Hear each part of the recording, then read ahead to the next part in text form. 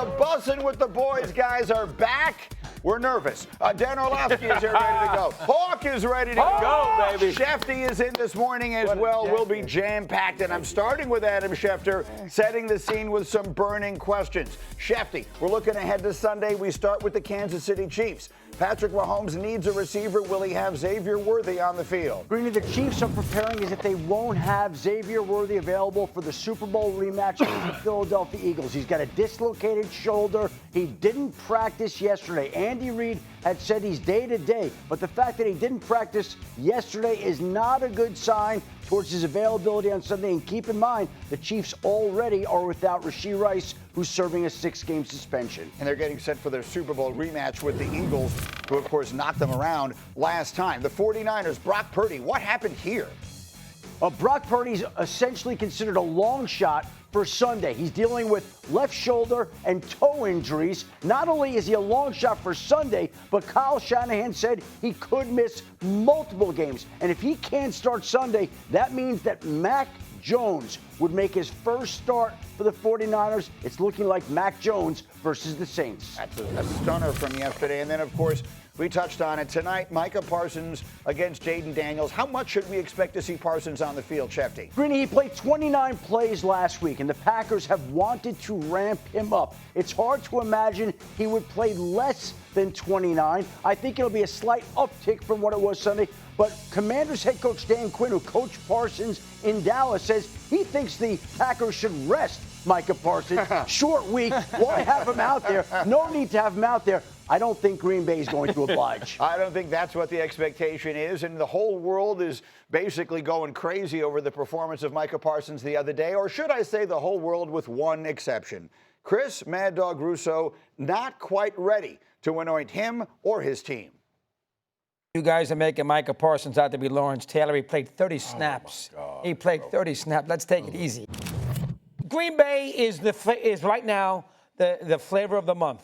Everybody thinks that the Packers are going to be the team to beat with the Eagles in the NFC. Let's put a little kibosh on it for the moment, and let's see how they handle it with Daniels, who might be the second-best quarterback in the conference. Let's see how they handle it when he goes there on Thursday night. Dude, first of all, one of my least favorite things in this job is when people say, well, let's see what it looks like. No, duh, let's see. What are you going to tell everybody they're really good after win the Super Bowl? Second of all, they destroyed the team that won 15 games last year. That is a sign of things to come, that they are a plenty capable football team. Yes. So, I mean, look, comparing anyone to Lawrence Taylor is probably a mistake because, I mean, no one is Lawrence Taylor until someone else is Lawrence Taylor. No one has been, and it's unlikely. But it does look like this guy is that kind of player, a guy who just destroys a game, and you saw it right at the beginning of their game with Detroit. Well, yeah, I mean, that's the special part about Micah Parsons being in Green Bay is because he doesn't have to do all the work. And when you add a player like that, you want it to be the piece, the missing piece to put you in the Super Bowl. Like, when you're watching the 3-and-out from the Detroit Lions to start this game on defense, they are flying around. This is not the right tape, right, to be clear. That is the incorrect tape. Yeah. That is the incorrect tape. Here it is. Here it is. All right, so these are the first three plays of this game. Look at the Green Bay helmets. As a defender, Will, what does this make you think? Look at Carrington Valentine come from the opposite side of the field to go make this play. And it's not just him. Boom, boom, boom, boom. As an offense, you feel that. This is a defense that Hafley has flying around. So you add Micah Parsons into that mix, and when you see the sack he had, which he ran 36.5 yards at 18 miles per hour, it's because what they're doing is contagious. And with Micah Parsons, with a defense like that, he can do what he's great at, which is just go find the ball. And what you were saying, too, what you're seeing defensively, enthusiasm, effort, relentless effort. And then when you add Micah Parsons to it, this is not new life. This is more life with Micah Parsons. You might think it's a mistake. Like you might think it's a mistake to compare him to Lawrence Taylor, but at this stage of his career, statistically, Micah Parsons is there. He played 29 snaps against the Detroit Lions. He caused 3 pressures and a sack. And on one of those pressures, Jared Goff throws an interception. Yeah. The dude is playing loose, and wait for him to get comfortable. What's it going to look like when he plays 90% of snaps? What's it going to look like when he's healthy and he's rocking with this team? That's what's going to be dangerous for the Packers. You look around the Green Bay Packers franchise, and everyone's excited. Should people be getting up on Sunday mornings and taking communion to a statue of Micah Parsons? I don't know if that is the case just yet. But when you bring a guy like that into the building, you have a guy like Rashawn Gary who's on the other side who is now going to fall into the shadows of everything. He's going to elevate the play of everybody else. I like Rashawn Gary having a double-digit sack season because of this. He elevates the play. Hawk, you showed it in those first 3 plays. First in the plays that weren't the plays. Now they were the plays. We got the correct plays. We got the plays. We ended up getting the correct plays. But guys flying around the football, the enthusiasm, getting a wide receiver in the first round. People are excited about the Green Bay Packers because they should be excited about the Green Bay Packers. That's what it is. How much does he play tonight will be a huge storyline because you're going against Washington.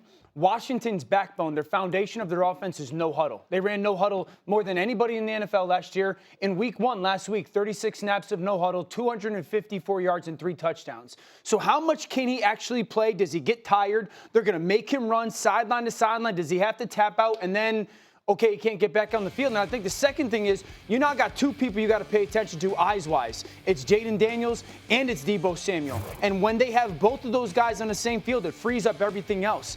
This is that 4x1. You get pullers, and now look at how many defenders are left because they have vision on a Deebo Samuel or vision on a Jaden Daniels. That frees up so much for everybody else offensively. So this is happening in no huddle. So you've run 4, 5, 6, 7 snaps in a row. They're going at the line of scrimmage. You got to pay attention to Jaden Daniels. You got to pay attention to Deebo Samuel. How much are you shifting side to side? And now the defense maybe commits a little bit more to somebody that's not Deebo or not Jaden, and then that frees up free access for the pass game and allows your quarterback to get outside of the pocket, and Micah's no longer a threat. So for tonight, Packers fans, how much is Micah able to play? Does he get tired? How much is he running sideline to sideline? And can they actually get to 3rd and 5?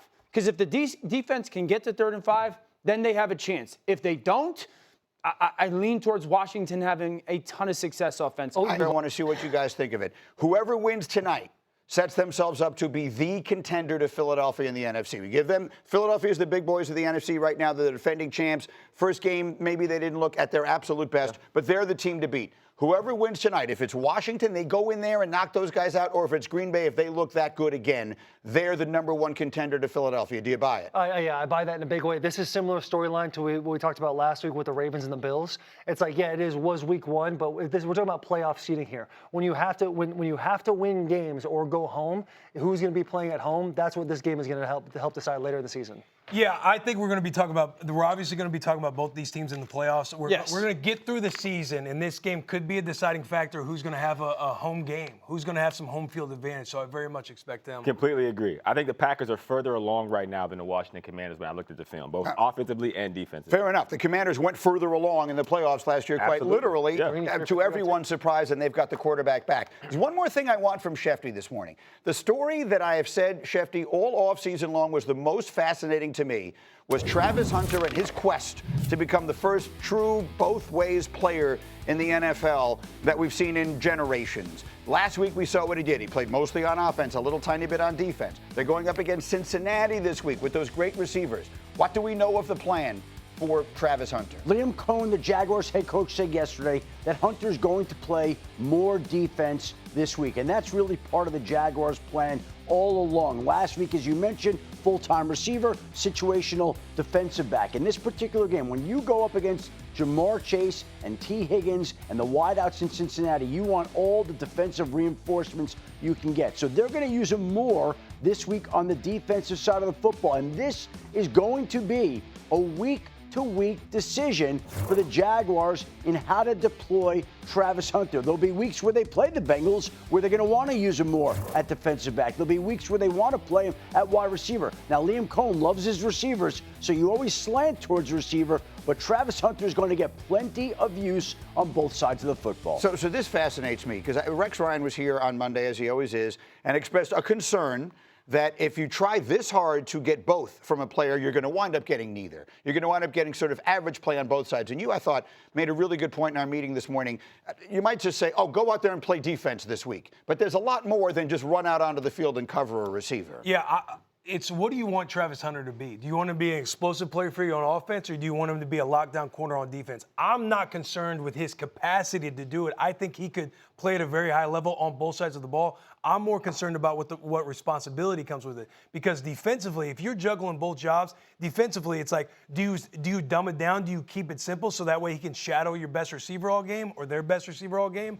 But with that, it's like, if you're going to be complex, defensive packages, blitzes, whenever they motion empty, whenever you get motion, double calls on defense, you're going to expect him to retain a lot of information. He needs a good rapport with the secondary to do so in all of these situations. And then what do you want him to do? Go on offense and then be the best player on offense? Do you want him to shadow the best receiver on defense and then go be the best receiver on offense? The little bit that you saw of him on offense last week, you liked it a lot. I liked that the kid's got juice, he's got wiggle. When he gets around the middle and he's taking a little spin move and going to the ground, he gets a first down and acts like he just won the Super Bowl. That's the kind of juice that fires me up. When he's on the sideline, he's cheering on his teammates. That's the kind of energy you need in Duval. However, I'm with Will. When it comes to the defense and you're having all the things of all the checks and motions, all that stuff, on the offensive side of the ball, it's the same exact thing. You're going to have 1,000 calls, you're getting motions and all that stuff. So how are you able to learn both playbooks week in and week out and game plans? Does he need, at the end of the day, for my guys over here, does he need to pick a side at some point, or can he really, is this both thing really an option? I think it's an option. I feel like it's an option later in his career.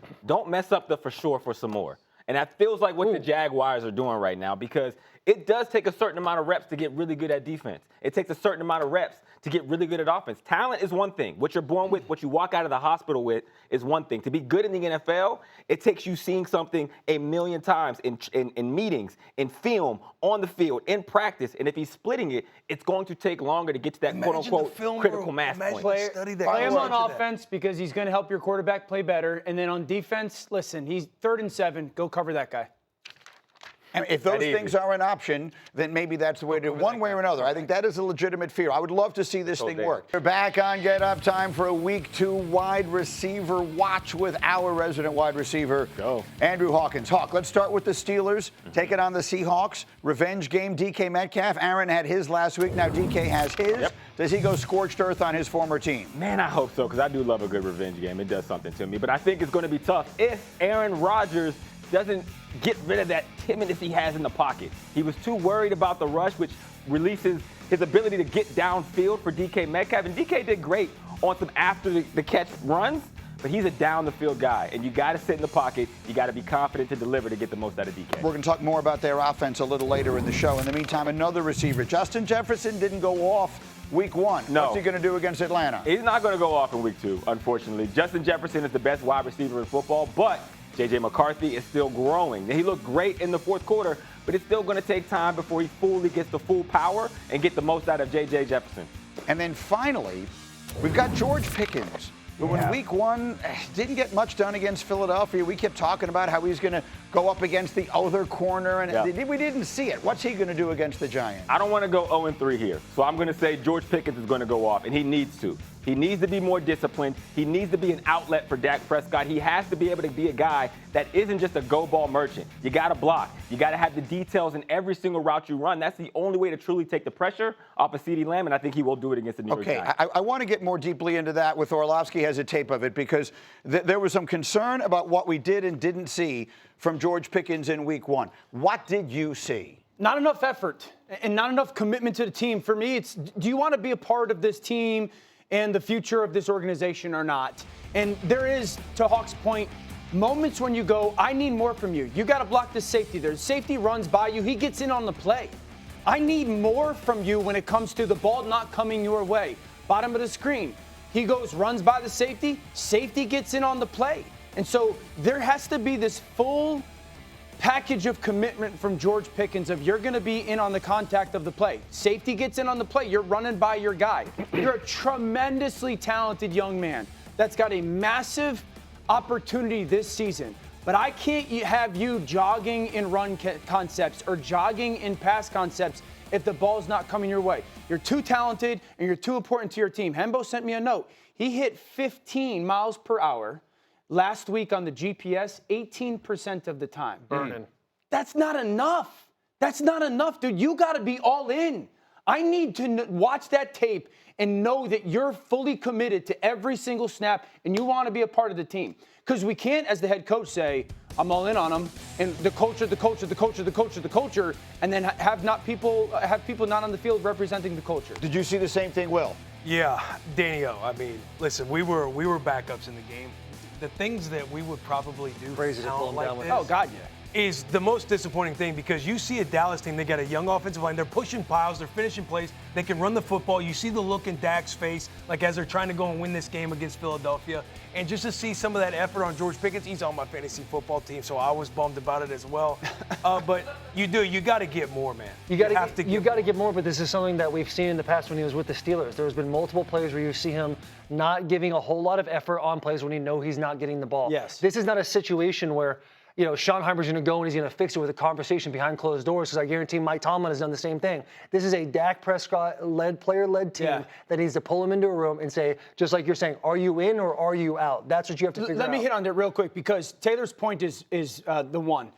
There's speed changes on tape. Like there's examples in that game when he bursts off the ball and he's running full speed, and you're like, okay, that's what it should look like, because I think he's thinking, this is a pass concept, I might get the ball. And then there's times when it's not there. And I just believe that that's not how you can play that position in the NFL on a consistent basis.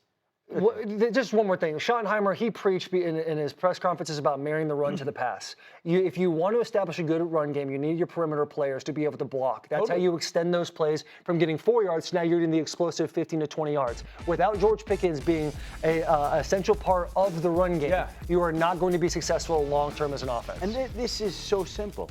This is the last year of his contract. Right? So if we get hold on. If we get maximum effort from George Pickens all the time, 17 weeks, he's looking at $25 to $30 million a year. Easily. Easily. How hard is this? It's not hard to figure out. Again, we come back to what we talked about on this show at this time last week. In Pittsburgh, he was viewed as the most talented guy in the league, the most talented receiver, but somebody that they could not always count on for various reasons. Be that guy for 1 year where your team can count on you, where you're giving maximum effort in the run game, where you're running full speed at all times. I mean, again, I haven't played the game, so I don't know what I'm talking about, but you have no clue what you're talking about. You know what you're talking about. You have no idea. To give full effort. In football, you do not have to give effort. That is clear. Okay. I think it's important to point this out, because this is stuff that, candidly, I hadn't noticed watching that game on that Thursday night, and now you go back and you watch it again, and you see you're not getting that from him. On the other side, Schefty, the Giant fans, I hear from them every single day, just walking the street. They want the quarterback changed. They want Jaxson Dart in there. What can you tell us? The Giants continue to insist that they have a plan, and both the head coach, Brian Daboll, and the general manager, Joe Shane, were in Buffalo when they had Nathan Peterman start out. They drafted Josh Allen, and the plan was to wait as long as they could before they turned to Josh Allen. That plan, and they waited all of one half of week one.